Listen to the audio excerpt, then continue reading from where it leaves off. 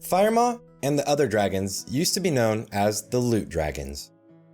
But so far in the Classic client, it seems to be one of the hardest encounters for most guilds.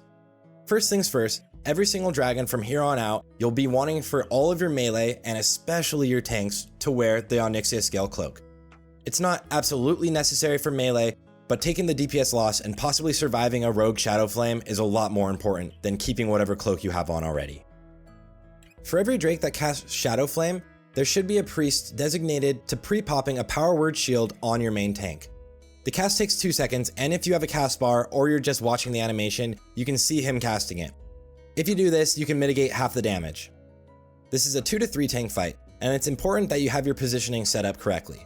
The main tanks want to be separated, tanking in these two areas.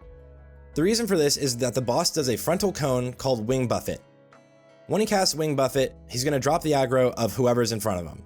If you haven't guessed by now, threat is one of the most important mechanics in Blackwing Lair. Your off tanks are going to be positioned outside of the room, LOSing the boss until he casts Shadow Flame. That's when your main off tank is going to run inside, taunt the boss, and get into his main position. While the off tank has aggro, the main tank can pull Rage because he doesn't want to rip aggro back.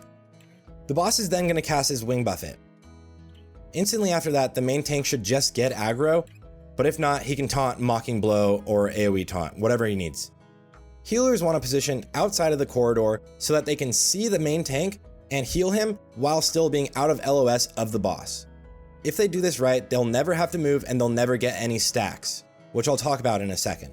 Ranged DPS are stacking very close to the healers, and your melee DPS are obviously on top of the boss, and they'll be actually running out on the inside of the room.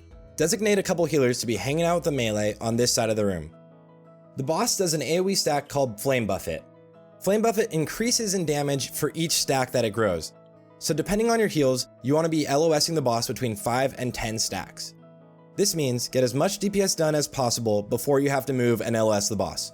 It'll take 20 seconds to drop your stacks and for you to be able to attack again. Every other phase of you attacking, you can take more stacks because you'll be able to bandage yourself while you're hiding.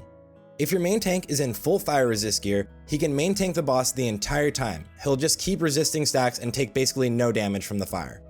But if not, the reason you have a third tank is to run in there, taunt and hold the boss for long enough for your main tank to drop his stacks. It has been simmed and shown that if your DPS stacks fire resist, they can stay in attacking the boss the entire encounter, and they'll actually do more damage overall because they'll have an increased uptime fighting the boss.